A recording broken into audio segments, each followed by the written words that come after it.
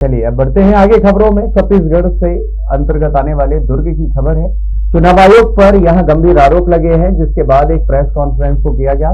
राहुल गांधी के आरोप के बाद कांग्रेस का एक बड़ा हमला देखने को मिला है। आयुब खान ने यह पूरी पत्रकार वार्ता की। देश के नेता राहुल गांधी के द्वारा चुनाव आयोग पर एक गंभीर आरोप लगाते हुए दिल्ली में भारतीय चुनाव आयोग के दफ्तर घेराव में करीब 300 सांसदों ने अपनी उपस्थिति दी, जिसे रोकने बीजेपी सरकार ने अपना तानाशाही रवैया दिखाते हुए उसे रोक दिया, जिस पर अयूब खान सचिव प्रदेश कांग्रेस कमेटी ने मीडिया के समक्ष अपना वक्तव्य रखा।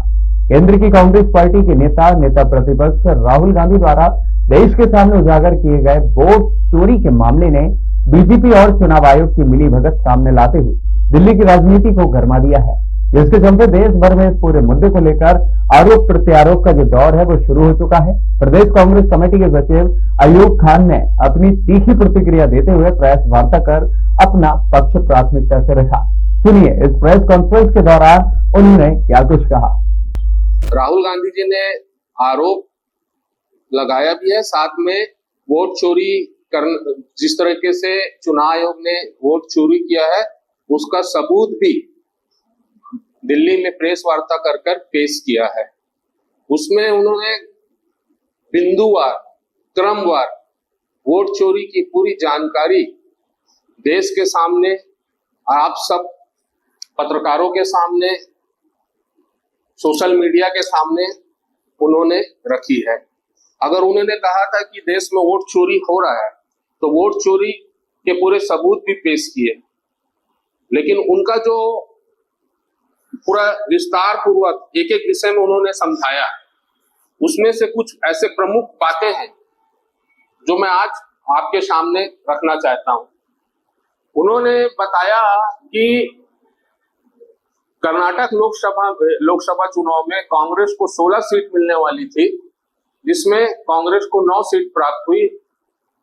जिस सीट पे उनको बहुत उम्मीद थी उस सीट के विषय में उन्होंने एक जानकारी मंगाई। तो एक विधानसभा, महादेवपुरम ऐसा नाम का एक विधानसभा के ऊपर उन्होंने रिसर्च किया और वहां पे उन्होंने चुनाव आयोग से जानकारी मांगी। तो चुनाव आयोग में लगभग इतने मोटे बंडल के 7-8 फीट के पूरे बंडल उनको दे दिया गया। बोले आप ये लीजिए, इसमें आप जांचिए पर रखिए क्या गड़बड़ी हुई है। तो राहुल गांधी जी ने उस चीज को घबराया नहीं, उसने कागजात को देख के चुनाव के जो वोटर लिस्ट हो और भी जो डॉक्यूमेंट हो, राहुल गांधी जी ने उसमें 6 महीना निरंतर रिसर्च किया, उसको जांचा परखा, उसके बाद जनता के सामने रूबरू हुए, जिसमें उन्होंने एक बात जो बातें बताई कि एक घर है जिसमें सिंगल घर है, उसमें 80 लोगों का नाम दर्ज है, 80 लोगों का नाम दर्ज है। इसी तरीके से कर्नाटक में पूरे जगह में 40,000 लोगों का नाम दर्ज है। फिर एक जगह का और बताया कि एक घर में 46 लोगों का नाम दर्ज है। फिर उन्होंने फिर बताया कि एक व्यक्ति का नाम 6 राज्यों में आता है। इस तरीके से 50 से 55 हजार नाम दर्ज है। तो पूरी तरीके से इन्होंने वोटर लिस्ट की जो चुनाव आयोग की जो वो है प्रक्रिया, चुनाव की प्रक्रिया को पूरा धज्जियां उड़ा दी कि आपकी प्रक्रिया कितनी वो। आपने एक देखा होगा एक बात, हम सब चुनाव वोट करते थे तो चुनाव के समय आप देखा होगा कि जब बैलेट पेपर में वोट होता था तो ज्यादा से ज्यादा 2 चरण में होता था, 2 या 3 चरण में। लेकिन आज की स्थिति क्या है, 8-8 चरण में, 10-10 चरण में लोकसभा को चुनाव होता है, जबकि आप मशीन में कर रहे हो। मशीन में तो ऐसा है कि आराम से हो जाना चाहिए सटासट, लेकिन ये मशीन में चुनाव क्यों करवाते हैं? सिर्फ इसीलिए।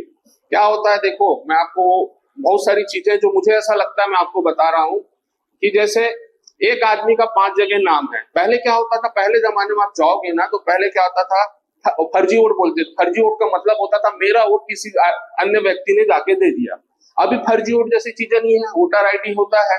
तो फर्जी वोट की जगह में वाली चीजों को हटा के एक आदमी, उन्हीं का कोई एक आदमी का नाम 5 से 10 जगह लोग डाल देते हैं ताकि वो जाए वोट कर दे, वो अपना वोट कर दे। उसके बाद वो नहीं जाता है तो चुनाव आयोग को बराबर समय मिलता है वोटिंग काउंटिंग से लेके 5 चरणों में। तो जिन जिन वोटों पे नाम छूटा होता है जो इनके दर्ज उनपे वो वोट करते हैं। इसी तरीके से पूरा फर्जीवाड़ा चुनाव आयोग कर रहा है। देखो चुनाव आयोग के विषय में एक चीज कहना चाहता हूं। चुनाव आयोग पहले जो डाटा रखता था, कैमरा का डाटा और इलेक्शन पोर्टल का डाटा, ये सारे डाटा को जानने का, मांगने का अधिकार हर राष्ट्रीय पार्टी को होता है, हर राष्ट्रीय पार्टी को होता है। पर चुनाव आयोग ने बताया कि हम लोगों ने, हमारे पास जो डाटा रहता है हम उसको 45 दिन में खत्म कर देते हैं। लेकिन आज से पहले, राहुल गांधी जी के प्रेस कॉन्फ्रेंस से पहले 6 से 7 महीना पहले तक, 7 महीना तक वो डाटा और वो कैमरा का रिकॉर्डिंग, वो सीसी फुटेज जो चुनाव के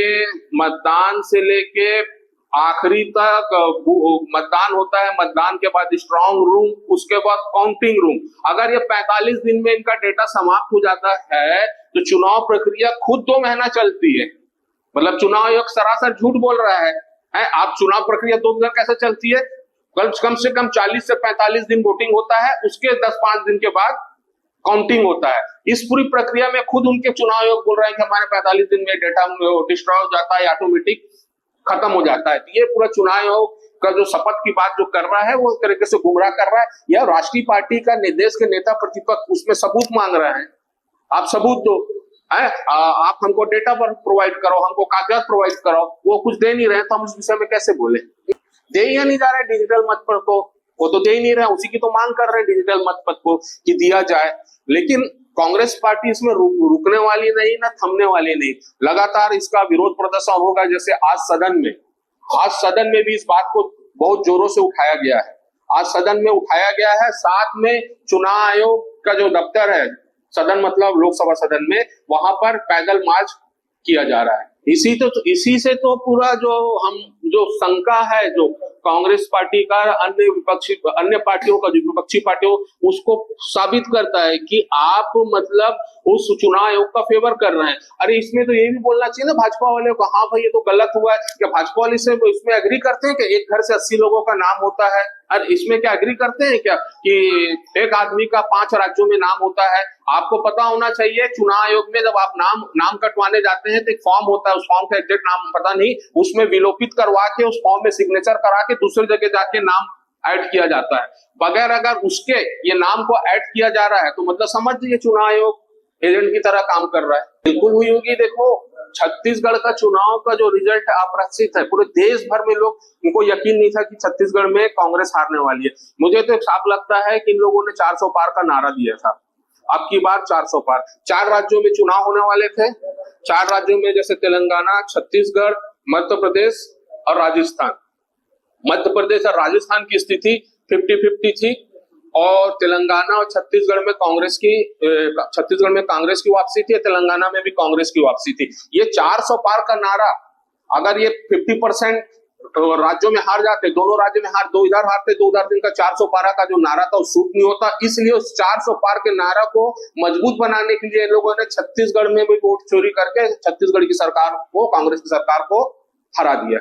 भाई मेरा तो साफ कहना है कि जिसपे विषय में शंका हो, ईवीएम चलो अच्छी बात है, लेकिन देश की आधी जनता शंका कर रही है, तो जब शंका है तो उसको भी काय को आप पहले भी चुनाव बैलेट पेपर में होते थे और खाली भारत नहीं, जो ईवीएम का आविष्कारक है वो खुद बैलेट पे चुनाव करा रहा है। तो शंका है तो चीज में आपको क्या पड़ा हुआ है, उसको बैलेट से कराओ। 2 घंटा ज्यादा लगता है, काउंटिंग में की बात है ना, काउंटिंग वोटिंग तो सेम टाइम होता है ना, बस काउंटिंग में 2-3 घंटा ज्यादा लगता है। हम चुनाव का फॉर्मूला कांग्रेस लेके आई थी, बात तो सच्चाई है, लेकिन एक चीज को देखा जाए कि जब ईवीएम पे सब सवाल उठने लगे हैं, भले कांग्रेस लाई हो चाहे भाजपा लाई, तो अगर ये सवाल अगर कांग्रेस रूलिंग पार्टी में होती है, अगर देश की विपक्ष पार्टी, अगर भारतीय जनता पार्टी या देश की जनता करती, तो कांग्रेस को ईवीएम हटाने में कोई देर नहीं करती। इतना मैं दावे से कह सकता हूँ। कांग्रेस, जब देश की जनता को विश्वास नहीं हो रहा है, हम किसको वोट दे के आए, मतलब आप भी किसको वोट के जाए, आप भी गारंटी पेड से नहीं बोल सकते। वीवीपैट का वो मांगते हैं, वो भी तक नहीं दिया जाता, बोलते हैं कुछ प्रतिशत वीवीपैट देंगे, आप वीवीपैट निकाल के दे दो, हमने इस पार्टी को वोट दिया, हमको पता चल जाए।